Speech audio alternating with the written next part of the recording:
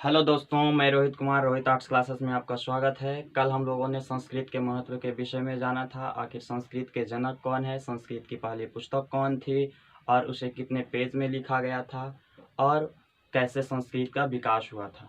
तो अगर आप उसके बारे में जानना चाहते हैं तो नीचे दिए गए लिंक पर क्लिक करके देख सकते हैं। आज चलिए आए क्लास टेंथ का संस्कृत जो विषय वस्तु है पीयूषम भाग 2, उसका पहला चैप्टर मंगलम उसके बारे में हम लोग क्या करेंगे, जानेंगे। तो देखिए लिखा हुआ है क्या, मंगलम।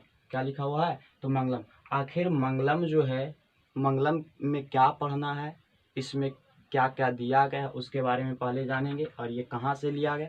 तो मंगलम जो है उपनिषद से लिया गया है। कहाँ से लिया गया है? उपनिषद से लिया गया है। और उपनिषद जो है वेद में है, उपनिषद जो है वेद में है।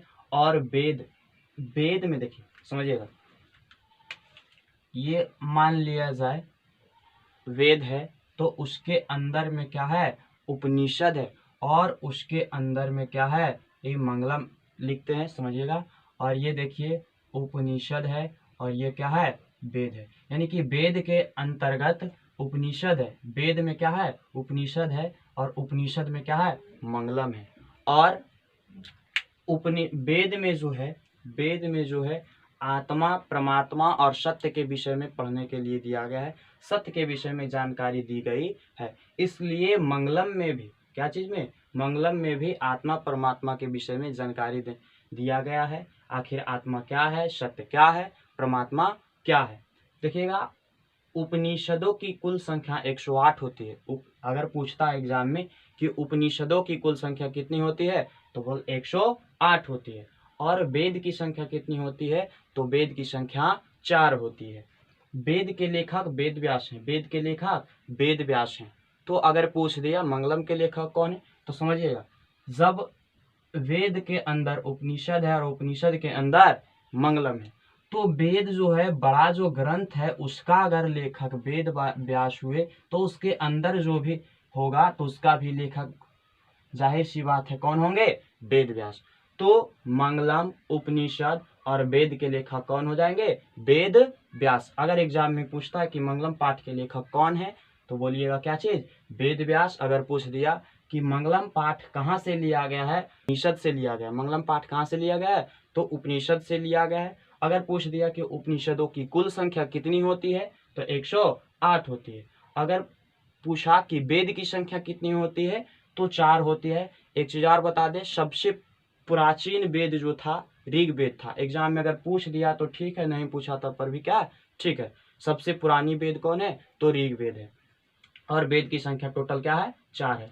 तो आइए देखते हैं मंगलम में क्या चीज के बारे में पढ़ना है, आत्मा, परमात्मा या सत्य के विषय में। आत्मा क्या है, परमात्मा क्या है और सत्य क्या है। तो चलिए देखिएगा, मंगलम में 4 उपनिषद के मंत्र है। कितने उपनिषद के, अगर पूछा एग्जाम में कि मंगलम में कितने उपनिषद के मंत्र है, तो 4 उपनिषद के मंत्र है। कितने उपनिषद के, 4 उपनिषद के मंत्र है। और कितने मंत्र है, तो 5 मंत्र है। अगर पूछा कि मंगलम पाठ में कितने मंत्र हैं, तो 5। और अगर पूछा कि कितने उपनिषद के मंत्र है, तो कितने उपनिषद के, 4 उपनिषद के मंत्र हैं। अब आइए देखते हैं पहला श्लोक इसमें दिया गया, टोटल के मंत्र 5 मंत्र। तो पहला देखते हैं इसका क्या है, ठीक है। और पहला जो लिया गया है कहाँ से, ईशावास्य उपनिषद से। कहाँ से लिया गया, पहला जो यह श्लोक है कहाँ से, ईशावास्य उपनिषद से। 108 है तो उसमें से एक का नाम है क्या चीज, ईशावास्य उपनिषद। चलिए श्लोक पहले पढ़ते हैं। हिरण्यमयेन पात्रेण सत्यस्य पीहितं मुखं तत्त्वं पोषणपाविर्नु सत्यधर्माय दृष्टये। आपको समझ में नहीं आएगा इसलिए फिर से देखिएगा। हिरण्यमयेन पात्रेण सत्यस्य अपिहितं, सत्यस्य और क्या है, अपिहितं मुखम तत्त्वं पूषण पाविर्नु अपाविर्नु सत्य धर्माय दृष्टये। फिर से एक बार देखिएगा। हिरण्यमयेन पात्रेण सत्यस्य पीहितं मुखं तत्त्वं पूषण पाविर्नु सत्य धर्माय दृष्टये। ध्यान से देखिएगा, हिरण्यमयन मतलब सोने सा, हिरण्यमयन मतलब सोने सा। पात्रेन मतलब पात्र या आवरण से, पात्र या आवरण से। सत्यस मतलब सत्य का, सत्यस मतलब सत्य का। अपिहितम, देखिए यहाँ सत्यस और अपिहितम, तो सत्यस मतलब सत्य का और अपिहितम मतलब ढका हुआ है, ढका हुआ है। मुखम मतलब मुख, मुखम मतलब मुख। आगे देखिएगा, तत्त्वम, तत्त्वम इसलिए, इसलिए उसे, तत्वम मतलब उसे तुम, तत्वम मतलब उसे तुम। पूषण मतलब होता है सूर्य, पूषण मतलब क्या होता है सूर्य। और अपाविर्णु मतलब हटा दें, अपाविर्णु मतलब हटा दें। सत्य धर्माय, सत्य और धर्म, सत्य धर्माय मतलब सत्य और धर्म को, सत्य और धर्म को। दृष्टये मतलब देखने के लिए या देख सके, जान सके, उसके बारे में जानकारी प्राप्त कर सके। फिर से देखिएगा इसका हिंदी कैसे लिखेंगे, फिर से तो ऐसे लिखेंगे, सोने सा पात्र से, सोने सा पात्र से सत्य का, सत्य का मुख ढका हुआ है। सोने सा पात्र से सत्य का मुख, सत्य का मुख, सत्य का मुख ढका हुआ है। इसलिए, इसलिए, इसलिए हे सूर्य, अब यहाँ लगा देंगे हे का इसमें संस्कृत नहीं दिया गया, फिर भी बोलेंगे हे। अब किसी से हमें कुछ काम करवाना रहता है तो उससे नॉर्मल क्या होकर झुक कर बात करना पड़ता है, इसलिए यहाँ लगाएंगे क्या हे सूर्य, इसलिए हे सूर्य, इसलिए हे सूर्य उसे, उसे यानी कि उस आवरण को, उस आवरण को, इसलिए हे सूर्य आप जो है, इसलिए यहाँ पर देखिए तत्व मतलब तुम होता है, लेकिन तुम नहीं यहाँ लिखेंगे, क्या लिखेंगे आप। अब भगवान है तो तुम नहीं, अच्छा से इज्जत देके बोलेंगे, इसलिए यहाँ क्या बोलेंगे आप। इसलिए हे सूर्य आप उस आवरण को या उसे, उस आवरण को, उस आवरण को, उस आवरण को क्या करें हटा दें, क्या करें हटा दें, ताकि हम सत्य और धर्म को, सत्य और धर्म को क्या कर सकें, देख सकें या जान सकें। देखिएगा समझिएगा, कारण है कि सत्य जो है एक सोने सा पात्र से, सोने का बर्तन जैसा आवरण से ढका हुआ है और हम उसको देखना चाहते हैं। तो अंधकार कौन मिटाता है, तो अंधकार सूर्य मिटाते हैं। इसलिए सूर्य भगवान से प्रार्थना किया गया कि हे सूर्य आप अंधकार मिटाते हैं, इसलिए ऐसे अंधकार जो सत्य ढका हुआ है उसको भी क्या करें, अंधकार मिटा दे, उस सत्य को भी क्या करें प्रकाश से उज्ज्वलित कर दें, ताकि हम उसको देख सकें।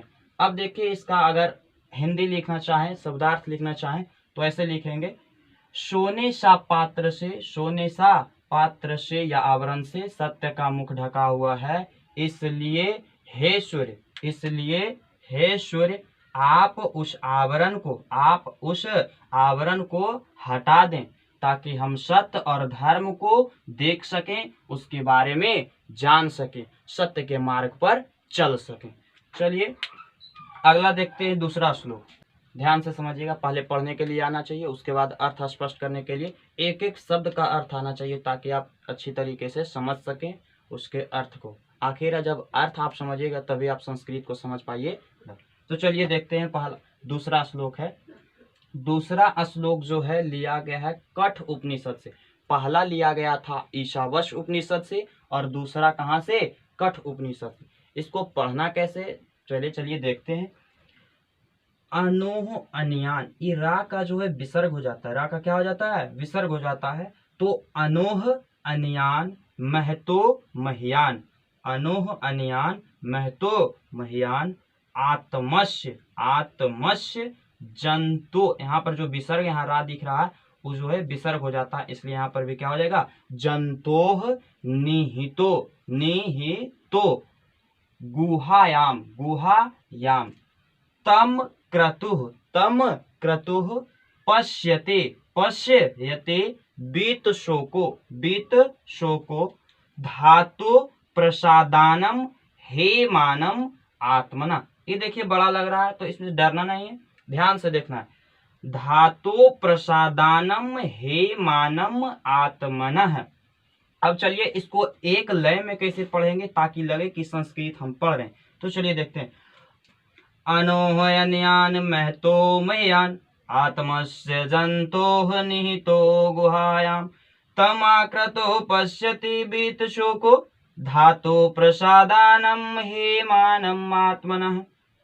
फिर से एक बार, अनोहयन्यान महतो मह्यान आत्मस्य जंतोः निहितो गुहायां तम आक्रतुः पश्यति बीत शोको धातो प्रसादानम हेमानम आत्मनः। ठीक है, अब देखिए एक एक शब्द का हिंदी समझते हैं। अनोह अनियान मतलब छोटी से छोटी, अनोह अनियान मतलब छोटी से छोटी, महतो महियान मतलब बड़ी से बड़ी, महतो महियान मतलब बड़ी से बड़ी, महतो महियान मतलब बड़ी से बड़ी, महतो महियान मतलब बड़ी से बड़ी, आत्मस्य मतलब आत्मा, आत्मस्य मतलब आत्मा, जंतु निहितो, जंतु निहितो, जंतु निहितो मतलब जंतु में स्थित, जंतु में स्थित, गुहायाम मतलब हृदय रूपी गुफा, हृदय रूपी गुफा, हृदय रूपी गुफा, हृदय रूपी क्या चीज? गुफा।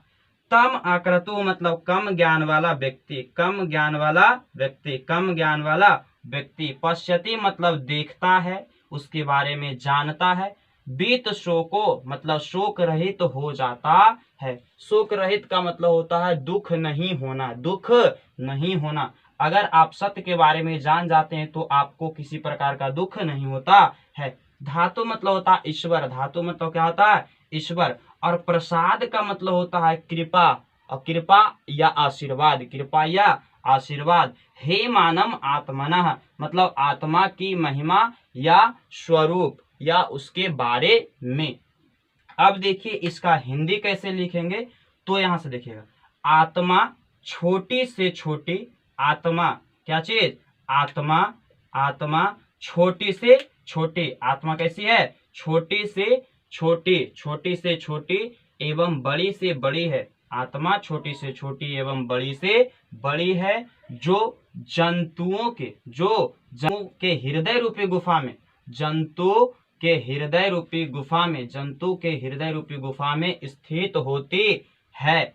और आगे देखिएगा, जिसे क्या चीज? जिसे कम ज्ञान वाला व्यक्ति, जिसे कम ज्ञान वाला व्यक्ति ईश्वर की कृपा से, ईश्वर के कृपा से आत्मा की महिमा को या उसके स्वरूप को या आत्मा के बारे में जानता है, पश्यति मतलब देखता है, देखता है और शोक रहित हो जाता है।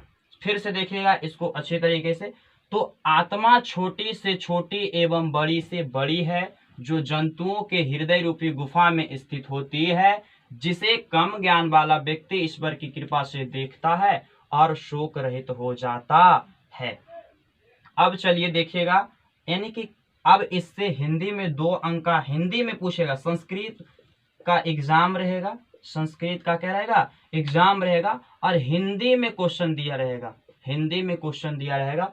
अगर पूछा कि आत्मा कैसी है और आत्मा के स्वरूप का वर्णन करें, तो आपको हिंदी में ही आंसर लिखना है, तो उसका आंसर क्या हो जाएगा? बल आत्मा छोटी से छोटी एवं बड़ी से बड़ी है, जो जंतुओं के हृदय रूपी गुफा में स्थित होती है, जिसे कम ज्ञान वाला व्यक्ति ईश्वर की कृपा से आत्मा की महिमा को देखता है, यानी उसके बारे में जानता है और शोक रहित हो जाता है। यानी कि इसका ही हिंदी, जो इसका जो हिंदी होगा वही उस क्वेश्चन का क्या हो जाएगा? आंसर हो जाएगा, उसका क्या हो जाएगा? आंसर हो जाएगा।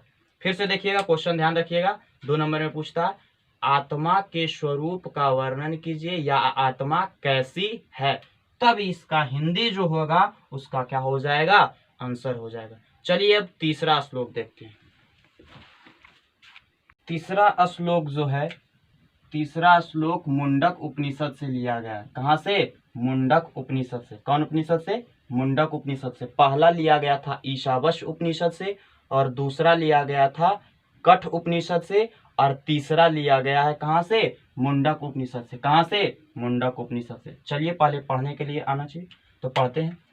सत्यमेव सत्यमेव जयते नानृतम, सत्यमेव जयते नानृतम, सत्येन पंथा बीततो देवयानः, येना क्रमंतरीषयोः हेयाप्तकामा, यत्र तत् सत्यस्य परम निधानम। ये देखिए कैसे पढ़ना है। अगर इसका संधि विच्छेद करें ये दोनों का, तो येन प्लस आक्रमणते प्लस ऋषया, तो इसको पढ़ते हैं येना। देखिएगा येना क्रमणते ऋषयोः। फिर हयाप्त कामा जो लिखा हो उसका अगर संधि विच्छेद करेंगे तो हे प्लस आप्त कामा, हे प्लस आप्त कामा, इसीलिए यहाँ पर पढ़ते हैं हे आप्त कामा। फिर से एक बार देखिएगा, सत्यमेव जयते नानिरतम सत्येन पंथा बीततो देवयानः येनाक्रमन्ति ऋषयः हे याप्त कामा यत्र तत् सत्यस्य परम निधानम। इसको एक लय में कैसे पढ़ेंगे तो देखिएगा, सत्यमेव जयते नानृतम सत्येन पंथा बीततो देवयानः येनाक्रमन्त ऋषयो हे याप्त कामः यत्र तत् सत्यस्य परम निधानम। अब देखिए एक एक शब्द का हिंदी समझते हैं। सत्यमेव मतलब सत्य की ही, सत्य के ही। जयते मतलब जीत होती है, जयते मतलब जीत होती है। नानृतम मतलब झूठ की नहीं, झूठ की नहीं। सत्येन मतलब सत्य से, सत्येन मतलब सत्य से। पंथा मतलब रास्ता, पंथा मतलब रास्ता। बीततो मतलब विस्तार होता है, बीततो मतलब विस्तार होता है। पंथा मतलब मार्ग रास्ता, बीततो मतलब विस्तार होता है। देवयाना मतलब देव का मार्ग। येनाक्रमन्त ऋषियो मतलब जो ऋषिगण, जो ऋषिगण। हे याप्त कामा मतलब कामनाओं को चाहते हैं। कामना कहने का मतलब जो ब्रह्म की कामना करते हैं, यानी कि भगवान को चाहते हैं, भगवान की प्राप्ति चाहते हैं। यत्र मतलब जहाँ, यत्र मतलब जहाँ, तत् मतलब उस, तत् मतलब उस, सत्यस मतलब सत्य का, परम मतलब उच्च, सबसे ऊंचा, निधानम मतलब स्थान होता है। तो देखिएगा इसका अगर हिंदी लिखना चाहे तो कैसे लिखेंगे, तो सत्य की ही जीत होती है, सत्य की ही जीत होती है, सत्य की ही जीत होती है, झूठ की नहीं, झूठ की नहीं। सत्य से, सत्य से देव के मार्ग का, देव के किसका, देव के मार्ग का या रास्ता का क्या होता है, विस्तार होता है।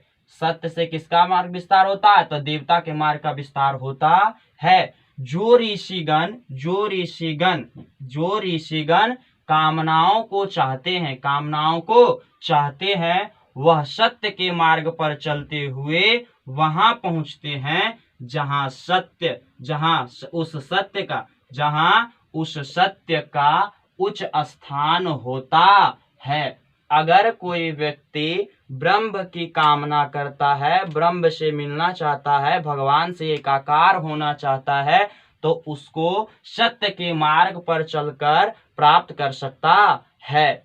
चलिए देख लीजिए, अगर यहाँ से हिंदी आप नोट कर सकते हैं। सत्य की ही जीत होती है, झूठ के नहीं। सत्य से देव मार्ग का विस्तार होता है। जो ऋषिगण कामनाओं को चाहते हैं वह सत्य के मार्ग पर, सत्य के मार्ग पर चलकर वहां पहुंचते हैं जहां, जहां क्या चीज, जहां, जहां उस सत्य का उच्च स्थान होता है, अर्थात भगवान का जहां निवास स्थान होता है। देखिएगा एक शब्द है सत्यमेव जयते, शब्द कहां से लिया गया, सत्यमेव जयते शब्द कहां से लिया गया है, तो कहां से लिया गया है, मुंडक उपनिषद से। सत्यमेव जयते बहुत सारे जगह पर देखते हैं आप कि लिखा हुआ रहता है सत्यमेव जयते, तो सत्यमेव जयते शब्द कहां से लिया गया है, मुंडक उपनिषद से लिया गया है। चलिए अब चौथा श्लोक देखते हैं, ठीक है। चौथा श्लोक भी जो है मुंडक उपनिषद से लिया गया। चौथा श्लोक भी कहां से, मुंडक उपनिषद से। पहला ईशावास्य उपनिषद से, दूसरा कठ उपनिषद से, तीसरा और चौथा मुंडक उपनिषद से। कहां से, मुंडक उपनिषद से लिया गया। चलिए तो देखते हैं, इसको पढ़ते हैं। पहले पढ़ना है यथा नद्धः, यथा नद्धः स्यन्दमानः, स्यन्दमानः, स्यन्द यहाँ से यहाँ तक, स्यन्दमानः समुद्रे अस्तम गच्छन्ति। इसको आ पढ़ते हैं, इसको क्या पढ़ते हैं, आ पढ़ते हैं, तो इसको पढ़ेंगे अस्तम गच्छन्ति नाम रूपे विहाय, नाम रूपे विहाय तथा विद्वान नाम रूपाद, नाम रूपाद विमुक्तः, विमुक्तः प्रात परम प्रात परम पुरुषम, यहाँ से यहाँ तक। फिर यहाँ से देखिए ऊ उधर जाएगा, संधि जब होगा तो उपैति बनेगा, पुरुषम उपैते दिव्यम। फिर से देखिएगा, यथा नदा स्यन्दमानः समुद्रे अस्तम गच्छन्ति नाम रूपे विहाय तथा विद्वान नाम रूपाद विमुक्तः प्रात परम पुरुषम उपैति, यहाँ से आता दिव्यम। अब देखिए इसको एक लय में कैसे पढ़ेंगे, फिर उसके बाद अर्थ समझेंगे। यथा नद्यः स्यन्दमानः समुद्रे अस्तं गच्छन्ति नाम रूपे विहाय तथा विद्वान नाम रूपाद विमुक्तः प्रात परम पुरुषम उपैते दिव्यम। चलिए देखिए अब सब समझते हैं। यथा मतलब जिस प्रकार, यथा मतलब जिस प्रकार, जिस प्रकार। नद्धा मतलब नदियां, नद्धा मतलब नदियां, नद्धा मतलब नदियां। स्यन्दमानः, स्यन्दमाना मतलब प्रवाहित होते हुए, प्रवाहित होते, प्रवाहित होना कहने का मतलब बहना। नदी क्या होती है, बहती है, तो ये प्रवाहित होना यानी कि नदी का बहना। समुद्रे मतलब समुद्र में, समुद्रे मतलब समुद्र में। अस्तम मतलब मिलना, अस्तम मतलब मिलना। गच्छन्ति मतलब जाती है, गच्छन्ति मतलब जाते है। नाम रूपे मतलब नाम रूप को, नाम रूपे मतलब नाम रूप को। विहाय मतलब छोड़कर, विहाय मतलब छोड़कर।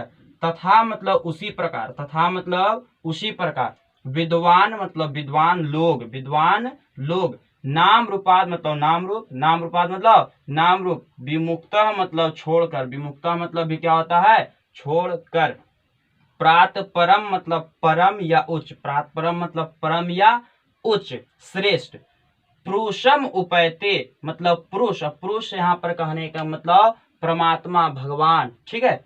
दिव्यम मतलब मिलना, दिव्यम मतलब मिलना। अब इसका देखिए हिंदी कैसे लिखेंगे भाई, तो समझिएगा। जिस प्रकार नदियां, जिस प्रकार नदियां, जिस प्रकार नदियां अपने नाम रूप को छोड़कर, जिस प्रकार नदियां अपने नाम रूप को छोड़कर कैसे, तो प्रवाहित होते हुए समुद्र में जाकर मिल जाती है। जिस प्रकार देखिए, जिस प्रकार नदियां अपने नाम रूप को छोड़कर, अपने नाम रूप को क्या करके, छोड़ करके प्रवाहित होते हुए समुद्र में जाकर मिल जाते हैं।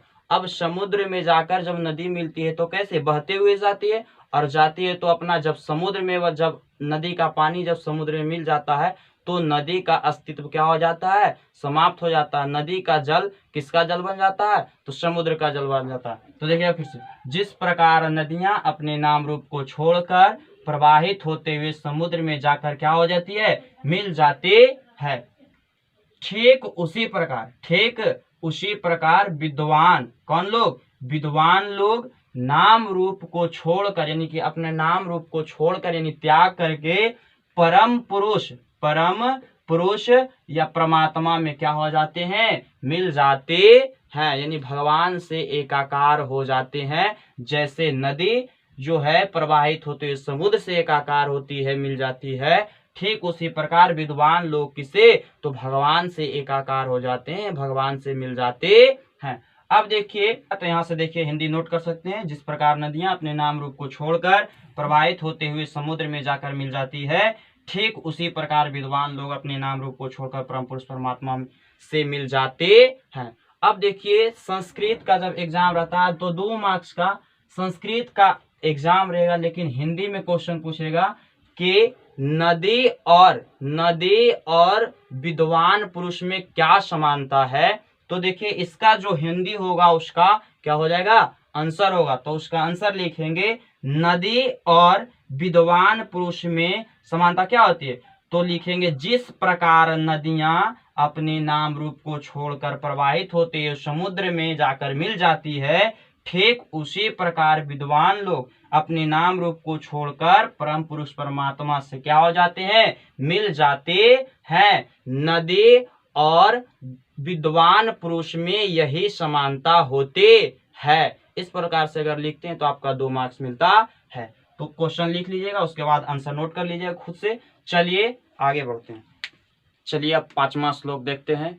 5वां श्लोक जो लिया गया है श्वेताश्वत उपनिषद से। देखिए ध्यान रखिएगा, बार बार हम बता रहे हैं कि कौन सा श्लोक कहाँ से लिया गया है, एग्जाम में पूछता है। ठीक है, तो पहला श्लोक जो है ईशावास्य उपनिषद से, दूसरा कठ उपनिषद से, तीसरा और चौथा मुंडक उपनिषद से, और पांचवा श्वेताश्वत उपनिषद से लिया गया है। अगर दे दिया जैसे कि वेदाहम एतम डॉट डॉट डॉट करके रहेगा, फिर दिया रहेगा नान्य पंथा विदते आयना, और नीचे में 4 ऑप्शन दिया रहेगा। ऑप्शन में यही रहेगा श्वेताश्वर उपनिषद, मुंडक, कठ, और इस प्रकार से 4 गो रहेगा। तो उसमें से एक को क्या करना है, सही जो होगा उसको टिक करना है। ठीक है, तो देखिए पहले पढ़ते हैं। वेदाह मेतम पुरुषम महांतम आदित्यवर्णम तमसः प्रस्तात तमेव विदित्वा अति, यहाँ इतना तक पढ़ना है, विदित्वा यहाँ तक, फिर अति, फिर मृत्यु मेते नान्यः पंथा विदते अयनाय। ठीक है, अब चलिए देखिए इसको फिर से एक लाइन में पढ़ते हैं। वेदाहमेतं पुरुषं महान्तं आदित्यवर्णं तमसः प्रस्तात् तमे विदित्वा ते मृत्युमेति नान्यः पंथा विदते आयनाय। चलिए अब एक एक शब्द का हिंदी समझते हैं। वेदाह मेतम मतलब मुझे ही जानो, मुझे ही क्या करो, जानो। पुरुषम मतलब पुरुष यानी कि भगवान, पुरुष का अर्थ यहाँ पर क्या है, भगवान। ठीक है, महानतम मतलब महान। आदित्य मतलब होता है सूर्य, आदित्य मतलब सूर्य, वर्ण मतलब के समान, उसके समान, यानी कि आदित्य वर्णम मतलब सूर्य के समान। तमस मतलब अंधकार, प्रस्तात मतलब के आगे, तम एव मतलब उसे ही, विदित्वा अति मतलब जानकर, मृत्यु में ते मतलब मृत्यु को पार करना, मृत्यु को पार करना, नान्य ना मतलब नहीं, अन्य मतलब कोई दूसरा, पंथा मतलब रास्ता, विदते आयना मतलब जानने के लिए। अब देखिए इसका हिंदी समझते हैं कैसे लिखेंगे। महान पुरुष मुझे ही जानो, महान पुरुष मुझे ही क्या करो, जानो। तो महान पुरुष मुझे ही जानो, जो अंधकार के आगे किसके समान, तो सूर्य के समान है। जो किसके समान हो, सूर्य के समान हो, यानी कि परमात्मा जो है जिस प्रकार सूर्य है उसी प्रकार से परमात्मा अंधकार के आगे सूर्य के समान है। फिर से समझिएगा, महान पुरुष मुझे ही जानो, जो अंधकार के आगे सूर्य के समान हो, उसे ही जानकर मृत्यु को भी पार कर जाता है। यानी कि मृत्यु, जब आत्मा के बारे में, परमात्मा के विषय में जान जाते हैं तो व्यक्ति को मृत्यु से भय नहीं होता, अर्थात मृत्यु को क्या कर जाते हैं, पार कर जाते हैं। और आगे नान्य पंथा विदते आयना, तो अगर आप इसके बारे में जानना चाहते हैं तो इसे जानने के लिए कोई दूसरा रास्ता नहीं है। यानी कि आप किसके समान समझिए, सूर्य के समान समझिए। चलिए देखिए इसका हिंदी, अगर महान पुरुष मुझे ही जानो, जो अंधकार के आगे सूर्य के समान हो, उसे ही जानकर मृत्यु को भी पार कर जाता है, उसे जानने के लिए कोई दूसरा रास्ता नहीं है। आज प्रथम चैप्टर समाप्त हो गया है। कल अगले पार्ट में इसका क्वेश्चन आंसर करेंगे, हिंदी संस्कृत दोनों तरह से समझेंगे। और अगर इसका लिखित नोट्स आप चाहते हैं तो कमेंट करें, आपको दिया जाएगा। ठीक है, थैंक्स ऑफ ऑल।